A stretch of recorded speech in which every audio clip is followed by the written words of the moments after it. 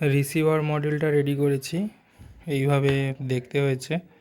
এটা ওই একটা সুইচ বক্সের ভেতরে ফিট করেছি। এখানেই পাওয়ার ইনপুট আছে, এটা 12 ভোল্ট নিচ্ছে এখান থেকে, এই পাওয়ার অ্যাডাপ্টার থেকে আসছে। এখানে একটা অন অফ সুইচ আছে, তারপরে এই বাক কনভার্টার আছে, 5 ভোল্টে কনভার্ট করছে, করে মাস্টার মডিউলকে পাওয়ার দিচ্ছে। সঙ্গে সঙ্গে ওপরে যে সেন্ডার মডিউল আছে সেখানেও পাওয়ার যাচ্ছে। আর এখানে এই 4টে মেইন যে টার্মিনাল সেটা এইভাবে স্ক্রু দিয়ে কানেক্ট করা যাবে। এই যে এখানে দেওয়াই আছে প্লাস মাইনাস এবি, প্লাস মাইনাসটা ওই পাওয়ার ইনপুট 5 ভোল্ট, এবি হচ্ছে আমাদের মডবাসের কানেকশান। আর এখানে এই ডিসপ্লেটা এইভাবে আমি সেট করেছি, জাস্ট গ্লু দিয়ে আটকে দিয়েছি, সবকটাই গ্লু দিয়েই আটকানো আছে। তো এটাকে যদি এইভাবে রাখা যায় তো খুব একটা খারাপ দেখতে লাগবে না। আর এই এখান থেকে আমার ক্যাট 6 কেবলটা বেরিয়ে যাচ্ছে। এটাকে যদি পাওয়ার অন করি,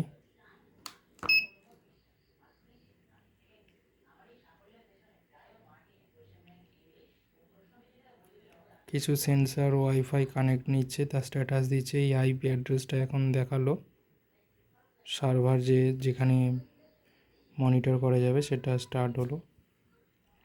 টাইমটা ইন্টারনেট থেকে আপডেট নিচ্ছে, সিস্টেম রেডি।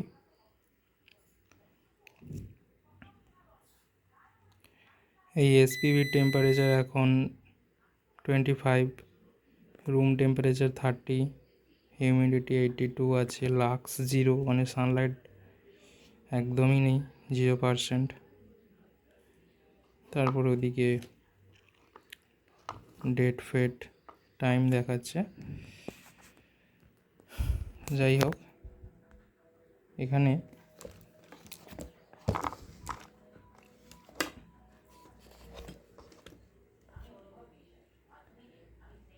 যদি এখানেও সেম নিয়েছে।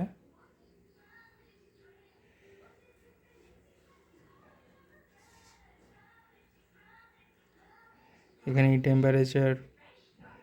টেম্পারেচারের যে আমাদের ডেসিমাল পয়েন্টের যে প্রেসিশন আছে অ্যাকুরেসির জন্য, এখন এই আমাদের ডেসিমাল পয়েন্টের পরে একটাই নিচ্ছে। আর এখানে সেভাবে সেটও করা আছে। তো এটা যদি আমি যদি আপ টু 2 ডেসিমাল করি, তারপরে যদি আমি এটাকে সেভ করি, তাহলে এই যে আমি এখানে ওকে করলাম,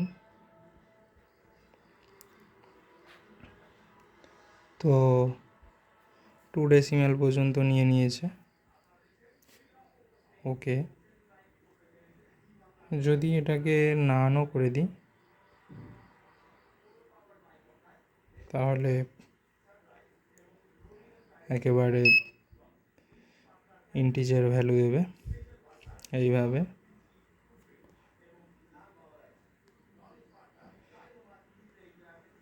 তারপরে এখানে বেশ কিছু সেটিংস আছে, এনটিসির আছে। এনটিসি ডিফল্ট আমরা মার্কেটে যেটা পাই 10K কাছাকাছি থাকে, বিটা কনস্ট্যান্ট 3435 আছে।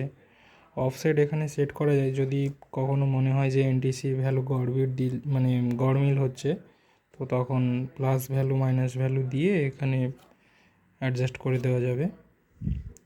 আর এই যে জিনিসগুলো, এখানে একটা ইন্টারভ্যাল আছে, রিডিং ইন্টারভ্যাল, মানে টেম্পারেচারকে কত সময় অন্তর অন্তর রিড করবে, 1 সেকেন্ড অন্তর করে দেওয়া আছে।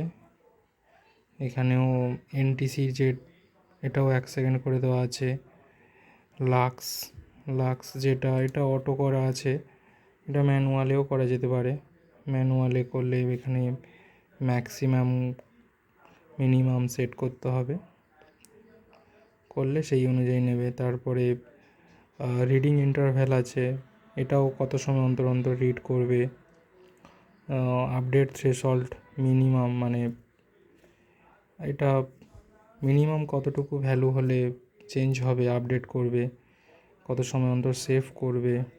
তারপরে নোড রেট আছে, নোড রেটকে যদি আমি এখানে স্ট্যাটাস এখন 200 দিচ্ছে, তো এটাকে যদি আমি অফ করে দিই, করে যদি এটাকে আমি সেভ করি, তো ওকে করলাম, অফ হয়ে গেছে। তো এখানে আমি এটাকে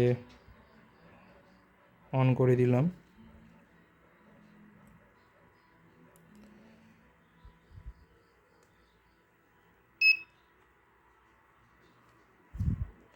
তো আবার নিয়ে নিল। এই বিপ করলে বোঝা যাবে যে সেটিংসটা ঠিকঠাকভাবে সেভ হয়েছে।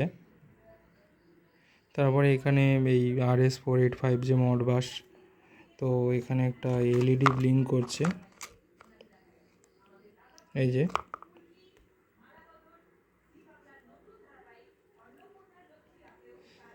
ও এটা এখানে মডবাসের কিছু সেটিংস আছে, যে যদি আমি এটাকে যে ইন্টারভ্যাল প্রত্যেক 2 সেকেন্ড অন্তর রিসিভার আর সেন্ডারের মধ্যে কমিউনিকেশন হচ্ছে প্রত্যেক 2 সেকেন্ড অন্তর, তো এটাকে যদি আমি 1 সেকেন্ড করে দিই, তো তাহলে দেখতে পাবো খুব দ্রুত কমিউনিকেশন হবে। ওকে, এখানে দেখতে পাবো খুব দ্রুত নিচ্ছে।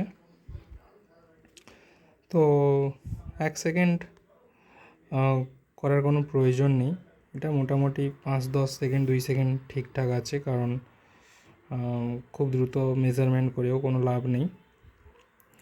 তো এটাকে আমি 2 সেকেন্ডই রাখছি।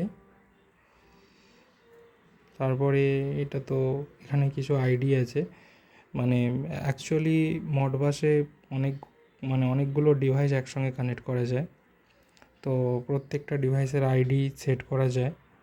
মানে এর সঙ্গে আমি আদার্স কিছু সেন্সারও আমি অ্যাড করতে পারি, মানে আরও অনেক কটা সেন্ডারও আমি এর সঙ্গে অ্যাড করতে পারি, তো তাদেরকে প্রত্যেকে আলাদা আলাদা আইডি দিতে হবে। তো আর বড রেট, মানে কত দ্রুত ডেটাটা ট্রান্সফার করছে, যেরকম আমরা ইন্টারনেটে স্পিড বুঝি, এটাও ঠিক এরকম খানিকটা। এটাকে যদি আমি অফ করে দিই, তো তাহলে মডবাস কমিউনিকেশন টোটালি অফ হয়ে যাবে। তো এখানে আর কোনো কিছুই ব্লিঙ্ক করবে না। তো এটাকে আমি আবার অন করে দিলাম।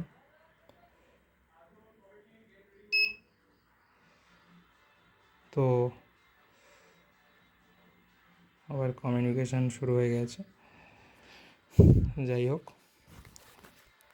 ওপরের ট্রান্সমিটারটা এখনও রেডি করিনি, করব, সেটাকে ওয়াটারপ্রুফিং করতে হবে, তো দেখা যাক।